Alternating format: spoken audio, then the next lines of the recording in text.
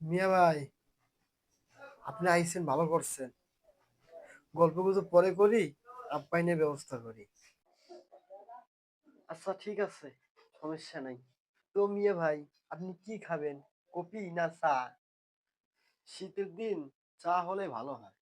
তো মিয়া ভাই, কি খাবেন? লং চা না দুধ চা? দুধ চা হলে ভালোই হয়। তো মিয়া ভাই, চায়ের চিনি বেশি দিমু না কম দিমু? একটু কম দিলে ভালোই হয়। কিসের দুধ দিব মিয়া ভাই? গরু না ছাগল? গরুর দুধ দিয়েন। মিয়া ভাই, দেশি না অস্ট্রেলিয়া? আজকে কোন পাগলের পাল্লায় পড়ছি আল্লাহ।